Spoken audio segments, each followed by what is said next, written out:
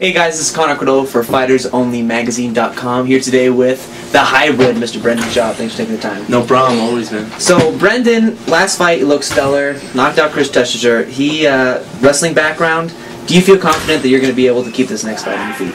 I think so. You know, I've been working hard on my stand. I've been working hard on my wrestling, and you know, the last two guys, every fight I've been in, they've wanted to take me to the ground. So, you know, wrestling, jiu-jitsu is something probably I focus on in my training camps, and you know, I have great coaches here, and I go against great wrestler and jiu-jitsu guys. So, I'm pretty confident in my skills down there.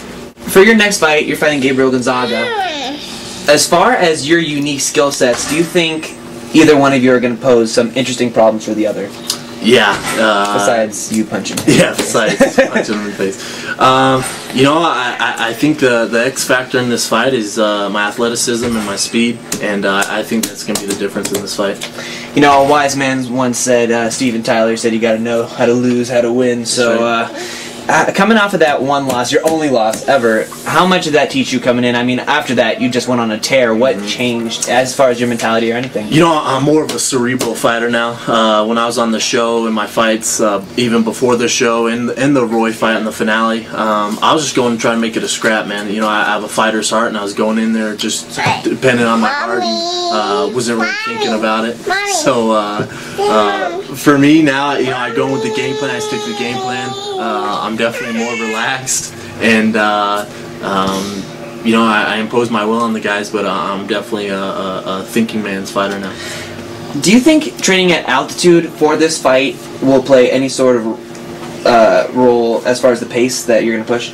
You know, I push my opponents, and you know, I believe in my stamina, and I think I have some of the best cardio in the heavyweight division, and I'm not scared to go tired, and I know my gas tank is a little better than most of my opponents, so that's why I push the pressure. So I think training at altitude is always good, and it's definitely a great tool to have.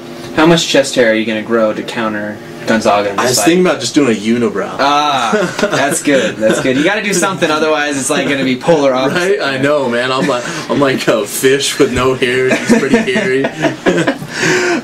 Being so young in the sport, who do you look up to the most, or when you were coming up, do you still have one of those idols? You know, the guys I look up to most, you know, obviously Nate Marquardt and Shane Carwin are like older brothers to me, and those guys have taken me under their wing. Outside of those guys, you know, I've always been a big fan of Frank Mir, Andre Arlovsky, and I'd love to fight either one of those guys. How come you ditched Schaub Wow? Schaub Wow was inspired. The hybrid Schaub Wow. I know. What happened? I know, man. You can't choose your nickname. It just kind of has to be brought upon you. You know. I brought it upon you. You did. And the fans didn't take to it, Connor. Okay. All right. I guess maybe we'll bring it back. We'll bring it back. This will bring it back. We resurrected it. Thanks a lot, no problem. Always. I'm Connor. Keep the